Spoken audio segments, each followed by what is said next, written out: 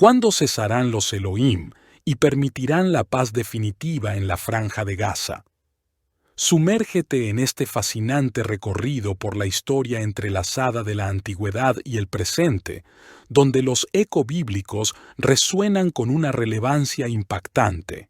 Y es que, en la encrucijada de la historia bíblica y el presente tumultuoso, nos adentramos en las huellas de antiguas batallas narradas en los textos sagrados, la lucha por pequeños fragmentos de tierra, los Elohim que guiaban los destinos y las complejidades de un conflicto que persiste a lo largo de los milenios. Desde las épicas batallas de Josué hasta las confrontaciones contemporáneas en la Franja de Gaza, este análisis examina los paralelismos sorprendentes entre las historias ancestrales y los eventos actuales. Un viaje que destapa los misterios de los Elohim, explorando la conexión entre el rey Mesha y la Biblia, mientras reflexionamos sobre un interrogante que resuena en el tiempo.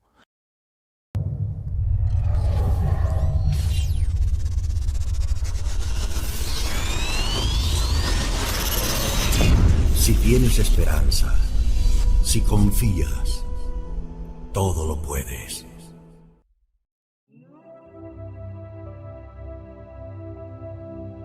Hola y bienvenidos a nuestro canal, Mundo Caballo de Troya. Seguimos colocando contenido de Mauro Biglino a solicitud de ustedes. Por eso, lo que a continuación escucharás es un texto de Mauro Biglino en donde se expresa en relación al problema de la Franja de Gaza entre Palestina e Israel. Esto nos dice Mauro Biglino al respecto.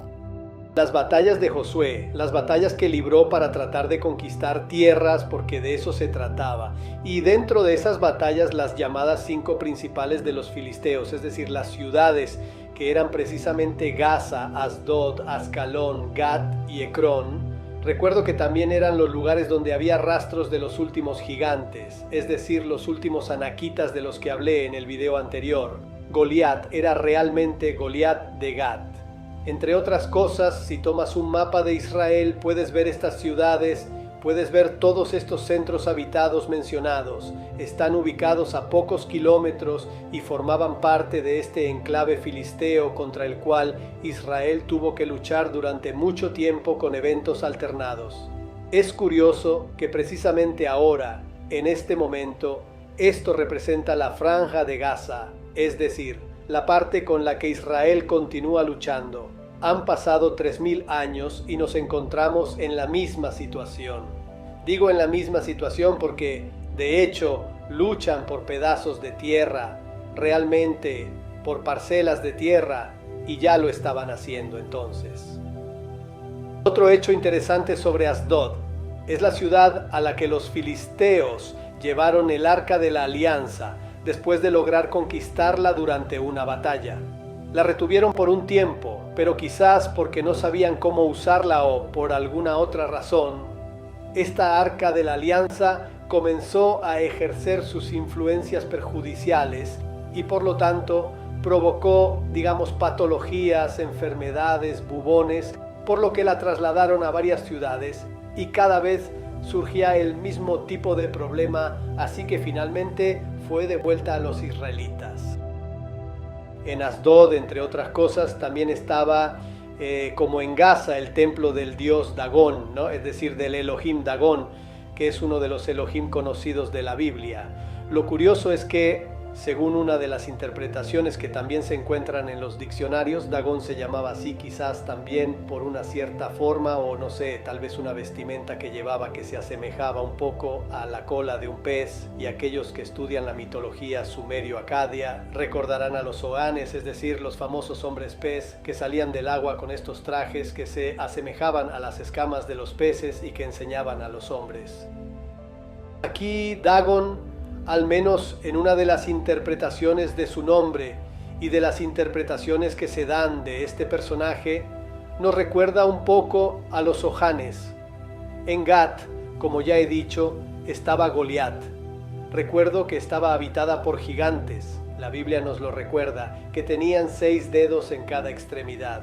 Lo leí la última vez cuando el autor bíblico curiosamente quiere asegurarse de que se le comprenda bien y dice: 24 dedos en total, así que realmente significa, no me equivoqué, realmente tenían 6 dedos en cada mano y 6 dedos en cada pie. Estaba diciendo precisamente que luchaban por pequeños pedazos de tierra.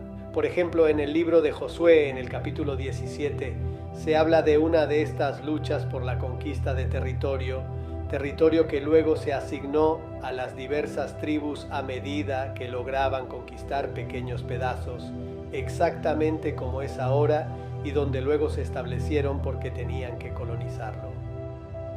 En cierto momento, las tribus de Efraín y Manasés, es decir, los dos hijos de José, consideraron que su territorio era insuficiente para el número de sus miembros, y luego Josué dice algo interesante, dice, estamos en el capítulo 17, si sois mucho pueblo, sube al bosque y desmonta el bosque para ti en el territorio de los fereceos y de los refaítas, ya que el territorio montañoso de Efraín es muy estrecho para ti.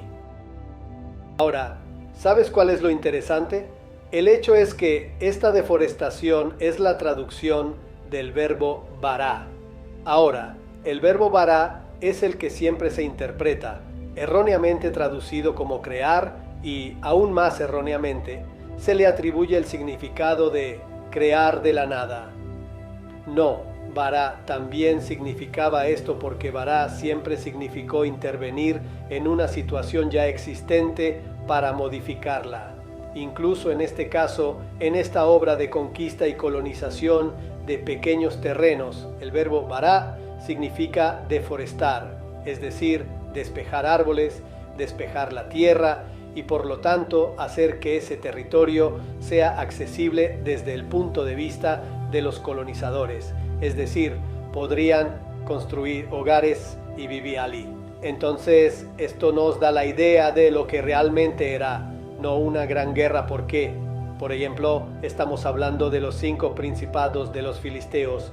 Leí los nombres allí primero, eran 5 gobernaciones locales muy pequeñas que, entre otras cosas, como puedes ver en los mapas de Israel, están a solo unos kilómetros una de la otra, por lo que no eran principados, así como no eran reinos, grandes reinos, el reino de David o Salomón, que ya varias veces en el pasado he tenido la oportunidad de decir en conferencias, eran 2 pequeñas gobernaciones locales. Así que en realidad la historia siempre debe leerse y explorarse a fondo, porque los ganadores siempre la escriben. Así que esto era válido para el pasado y también válido para el presente, incluso para la historia contemporánea.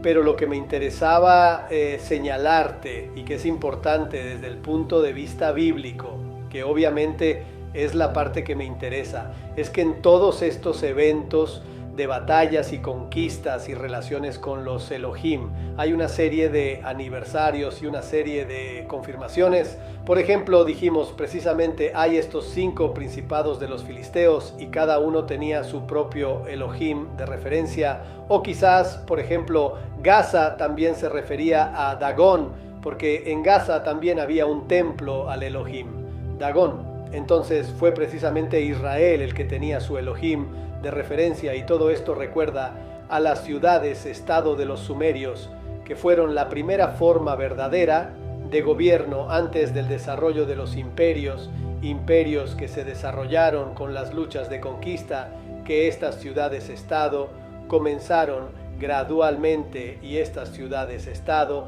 tenían sus propios parlamentos, lo que nos recuerda a las ciudades-estado de Grecia. Era una forma de gobierno, por así decirlo, muy primitiva, en el sentido de que cuando estas comunidades se unían, se reunían en centros habitados que eran, digamos, independientes entre sí, y aún así hacían la guerra para conquistarse mutuamente y arrebatar territorios. Pero desde un punto de vista bíblico, en un video en mi canal, yo leí lo que está escrito en la estela de Mesha, y también ahí leí los informes que Josué esencialmente hizo cuando conquistó territorios, y el paralelismo es asombroso. Josué, por un lado, dice: conquisté esas ciudades y no dejé vivo a ningún ser humano, como Yahvé me ordenó. Mesha, que era el rey de los moabitas, escribe en su estela: Conquisté estas ciudades según lo indicó mi Elohim Kamosh. También dice el número de personas que mató, incluyendo mujeres y niños, exactamente como lo hicieron los israelitas. Y esto también me recuerda lo que aún ocurre dramáticamente hoy. Es decir, no hay tanta diferencia entre los eventos de hace 3000 años y los eventos que estamos presenciando ahora en las diversas guerras, donde las víctimas inocentes son consideradas un poco como efectos secundarios, pero en realidad son absolutamente dramáticas. Pero lo que une y sirve de confirmación es esto. Tenemos la estela de Mesha. La estela se atribuye alrededor del 840 a.C. Por lo tanto, tenemos documentación histórica de un rey de los moabitas que dice: luché contra los israelitas, los derroté, les quité estas ciudades y boté las víctimas a mi Elohim Kamosh. El hecho es que Mesha es conocido por la Biblia, es decir, Mesha es una de esas figuras históricas que se mencionan en la Biblia, por lo que esto demuestra aún más el hecho de que la Biblia es esencialmente un libro de historia, porque nos cuenta acontecimientos que se encuentran, como en este caso, una representación especular. La forma en que relatan las conquistas realizadas respectivamente es absolutamente intercambiable, pero hay otro hecho que es aún más importante desde el punto de vista de conocer las aptitudes así como la multiplicidad de los Elohim. Ya había mencionado a Jefté en el video anterior dedicado a Gaza. Jefté fue uno de los jueces de Israel, es decir, uno de esos personajes que gobernaron pro tempore durante el periodo de la conquista, y lo mencioné porque discutió con su homólogo comandante de las fuerzas contrarias y le dice: tú quédate con las tierras que te dio tu Elohim, igual que nosotros nos quedamos con las tierras que nos dio nuestro Elohim. Así que ya los puso, señalé exactamente en el mismo nivel, y esto es muy importante porque nos hace entender cómo la Biblia habla de muchos Elohim. Por lo tanto, Elohim es el plural, está absolutamente justificado, y cómo la Biblia habla de Elohim, que tenían las mismas aptitudes, es decir, también las mismas necesidades, los mismos propósitos y los mismos métodos operativos. Pero Jefté hace más, así que entonces vemos la conexión con Mesha, con el Mesha bíblico. En cierto momento Jefté tiene que librar una de sus muchas batallas y no está seguro de que vaya a ganar, así que ¿qué hace? Estamos en el libro de los jueces, en el capítulo 11, donde dice esto: Jefté hizo un voto al Señor, es decir, a Yahvé, y dijo: si entregas a los amonitas en mis manos, el primero que salga por la puerta de mi casa a recibirme cuando vuelva victorioso de los amonitas será para Yahvé, y lo ofreceré en holocausto. Es decir, le dice a Yahvé: si me ayudas en esta batalla contra los amonitas y haces que vuelva a salir victorioso, haré algo que te gustará mucho. Quemaré a la primera persona que entre en contacto conmigo y salga de mi casa. Vence contra los amonitas. La primera persona que se encuentra con él cuando vuelve a casa es su hija, no solo su primogénita, sino su única hija. Evidentemente le cuenta cuál es el voto que ha hecho a Yahvé. Ella lo acepta y le dice: déjame tiempo para ir a las montañas a llorar mi virginidad, y cuando vuelva, es decir, al cabo de los 2 meses, volvió a su padre y cumplió el voto que le había hecho.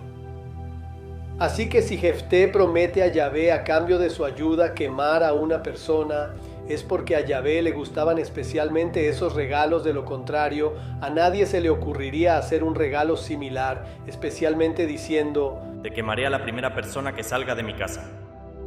Él, sabiendo por tanto que lo más probable es que estuviera con un miembro de su familia. Así que esto realmente nos da la idea de las actitudes de estos Elohim confirmados por Mesha, porque la Biblia sabe sobre el rey Mesha, el rey de los moabitas. Habla de él en el segundo libro de Reyes.